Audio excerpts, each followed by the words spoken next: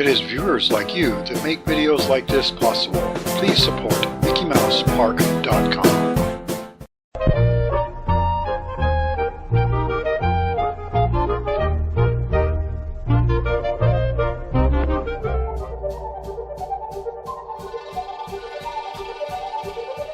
But others at Disney had been seeing magazine articles on a novel new roller coaster design. Known as a Wild Mouse, it featured hairpin curves and drops, perfect for ducking into and out of a mountain cavern, just like a bobsled. The problem was, traditional roller coaster track, such as the ones found on Wild Mice, couldn't be twisted without kinks and buckling. Looking around the shop, one of them suddenly had an epiphany. There was one shape that would stay uniform when bent into a twist or a curve. A round tube. Tubes could be bent in any direction, even through compound curves, and they'd keep their uniform diameter. A modification to the shop's pipe bender would deliver the necessary results. Basic wheel design that had been a staple of roller coasters for over 50 years would also have to be changed. The trucks would have to pivot independently. Urethane tires were substituted for steel ones, which smoothed and quieted the ride. And before they knew it, Arrow had invented the modern tubular steel track roller coaster.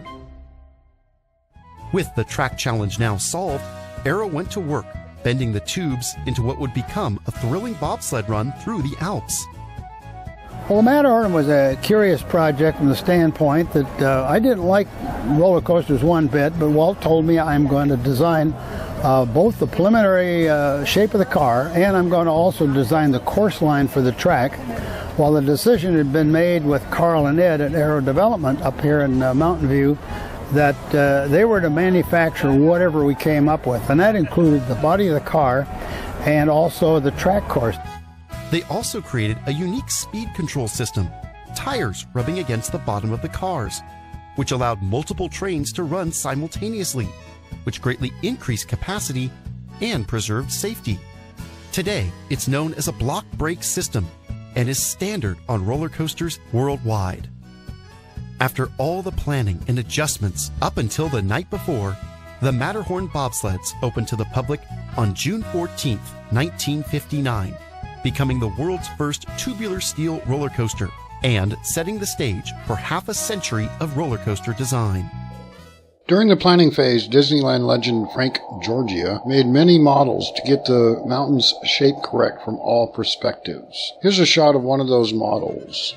After the opening of the Disneyland Skyway in 1956, Walt Disney conceived the idea of a toboggan ride on a mountain with real snow, but the logistics caused vehement objections by Disneyland construction chief Joe Fowler. In this period, the hill began to be known as Snow Hill. By now, instead of picnicking, the hill had come to be used primarily as a nighttime lover's lane, much to Disney's dismay. New Wild Mouse-style roller coasters got the attention of Disneyland executives, who began to consider applying this emerging technology to the creation of a toboggan-themed coaster ride on an artificial mountain at the site.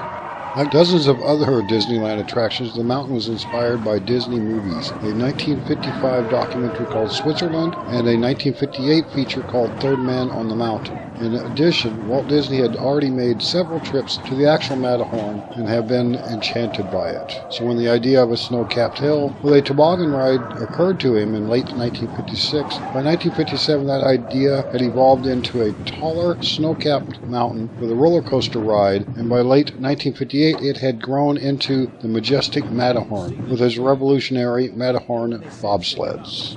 The name evolved right along with the plan. What began as Snow Hill became Snow Mountain, then Mount Disneyland, Disneyland Mountain, Sorcerer's Mountain, Magic Mountain, Fantasy Mountain, Echo Mountain, the Walterhorn, adapting Walt's name, and finally Matterhorn Mountain. During the construction of the park, dirt from the excavation of Sleeping Beauty's castle moat was piled in the area between Fantasyland and Tomorrowland. When the park opened, the area was dubbed Holiday Hill and later Lookout Mountain. It was improved with benches and pathways to encourage it to be used as a picnic area. Holiday Hill was a 20-foot tall bump straddling the Fantasyland and Tomorrowland border. As it grew, the construction project gobbled up over 2,000 steel girders for the frame, with no two girders identical in size and shape. 4 acres of cement, smoothed by hand, covered with construction light gray skin, with 2,500 gallons of white resin, added permanent snow to the upper half. The location makes the European mountain clearly visible from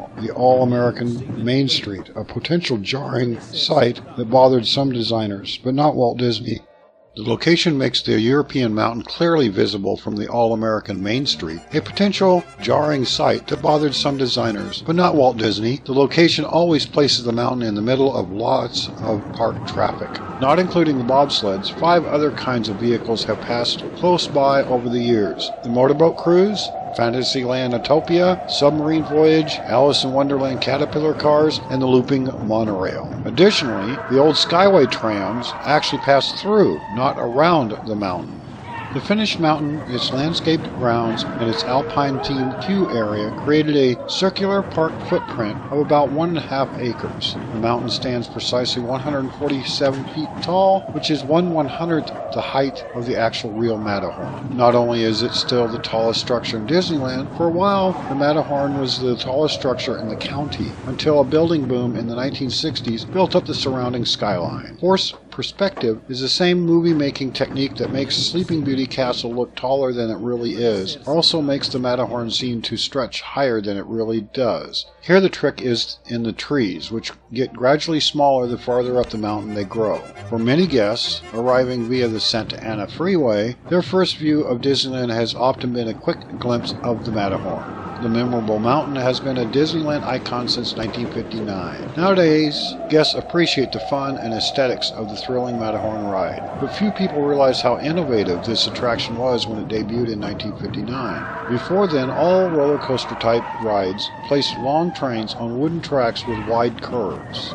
In contrast, the bobsleds of the Disneyland first true thrill ride used small, sleek vehicles, not on wooden tracks, but on hollow metal tubes that made the ride both quieter and smoother. On the day of the bobsleds' debut, Walt Disney and his family and Vice President Richard Nixon took the first ride. It was wilder, too, since the metal tubes could be bent easily. The ride had tighter curves. Furthermore, the Imagineers placed more than one bobsled at a time on a track, an important strategy for cutting down wait times. When the single bobsleds were later doubled up into pairs, the Swiss cast members could fill them with over 1,500 guests per hour. Disney legend Bob Gurr is credited as the main designer of the little two-tone bobsleds. The bobsleds run on 2 tracks that climb through the inside of the Matterhorn to a point about 2/3 the way up. They then glide down quickly around and through the mountain for a total distance of about 2,100 feet. During the 2.25-minute trip, the sleds on both tracks travel at an average speed of barely 20 miles an hour. The speed certainly seems faster though, and riders can grab quick glimpses of the spectacular scenery. One of the special touches that has made the trip distinctive is its climax, a sudden splashy swoop through a glacial lake. No other ride had an effect like this in the late 1950s. The splashdown not only creates a great visual effect for riders and pedestrians, but also decelerates the speeding sleds. Before the lake was in place, test rides culminated in sandbags and bales of hay. The mountain has many unique features. For one thing, its placement between the 2 lands has meant the Disneyland souvenir books have listed it first in Tomorrowland for its first 9 years, and then in Fantasyland. The Matterhorn cost $1.5 million. In 2022 dollars, it would cost almost $15 million to build. The mountain climbers used metal bolts to secure themselves. The bolts were out there originally for the painters, but they followed some incredible routes. In 1978, the abominable snowman named Harold, ice caverns, and glowing crystals were added. When you start up the computers for the Matterhorn, the screen displays a message which says Harold isn't going to like this. When you first approach the attraction, you may notice the unique station where you wait to board the bobsleds. While the attraction was being designed and built, Walt and his Imagineers wanted guests to be able to enjoy the view of the Matterhorn, similar to how one might view it from its hometown of Zermatt. Rising from the roofline is a picturesque tower inspired by a famous clock tower near the real Matterhorn mountain. The clock tower is probably the second most famous site in Zermatt, following the Matterhorn itself, and recreates a familiar scene of Switzerland's famed chalets. Adorning the front of this quaint building are shields representing the cantons or states in Switzerland.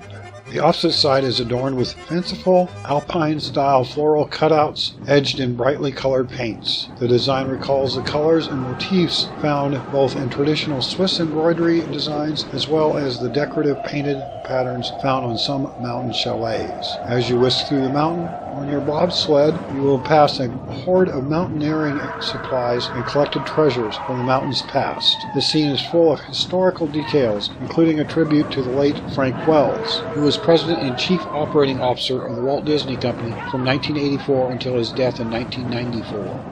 From Wed Disneyland Dictionary 1968, it's a 146-foot tall replica of the famous Swiss mountain. The Matterhorn is Disneyland's tallest landmark. Mountain climbers scale its steep slopes regularly for the entertainment of guests. Its racing bobsleds are among Disneyland's most popular attractions. The Skyway passes through the Glacier Grotto and ice caverns halfway to the top. Tinkerbell begins her flight from its peak every night during the summer season. The bobsleds provide one of the most thrilling adventures in Disneyland with 2 separate runs. 4 passenger bobsleds climb to an 8-story height inside the mountain, then race downward on tracks which wind inside and out, skim past waterfalls and through Glacier Grotto, providing many flash-by views of Disneyland. Climax of the journey comes as sleds splash into glacier lakes at the bottom of the mountain.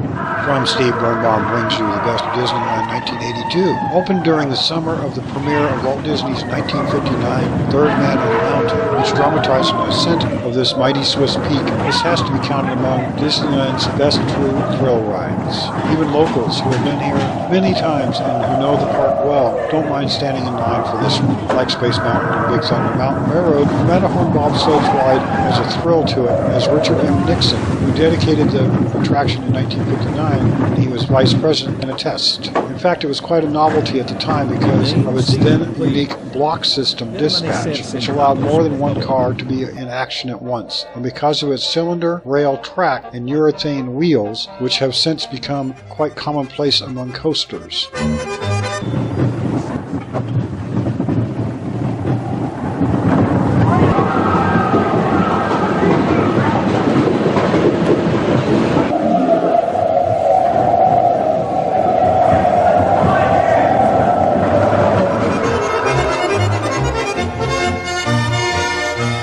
Welcome to a most exciting adventure, a breathtaking bobsled ride down the icy slopes of the majestic Matterhorn. To assist you in boarding your bobsled, we ask that you observe the seating diagram directly overhead. For your own safety, please remain seated with your seatbelt fastened at all times.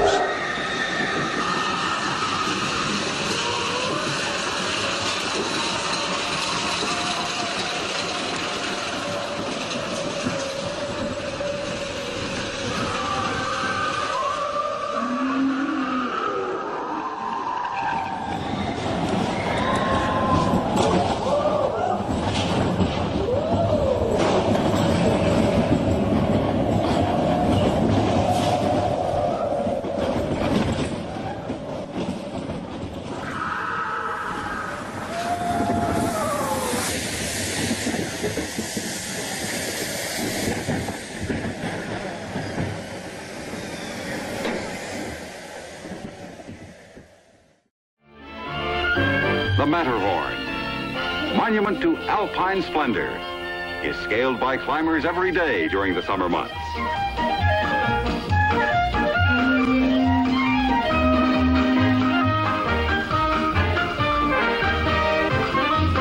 This means of descent is not recommended for visitors. There's a safer way that is just as much fun. The bobsled ride.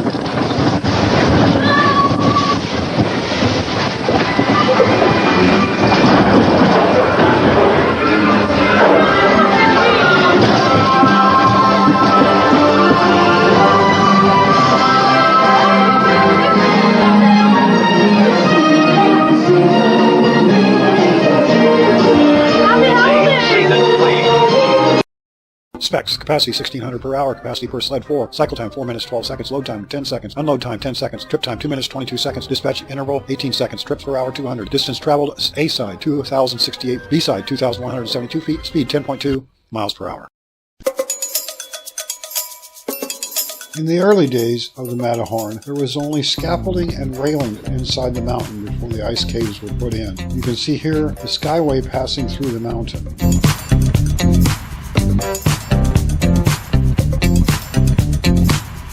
The maintenance area for the bobsleds and the elevator leading up to the infamous basketball court.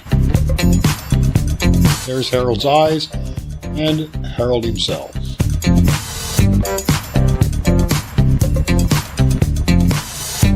Sometimes the ride does break down and they have to evacuate the guests. Here are some shots of them evacuating the guests out of the sleds.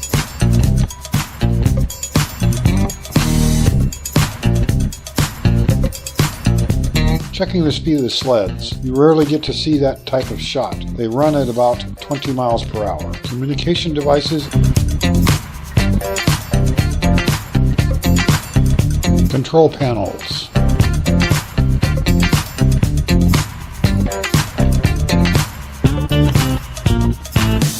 Aircraft warning lights that are on top of the Matterhorn. Old Harold and New Harold. A couple of bobsleds sitting backstage. Where the ride runs, which is up to about 2/3 of the way, is an area that they didn't know what to do with. Maybe Walt gave the cast members a chance to come up with what would they do with this space. Anyway, it ended up being a basketball court. And when ride operators and the guys that climb the mountain are finished doing their work, they can go up there and shoot a few baskets high above everybody else that's going through the glaciers below.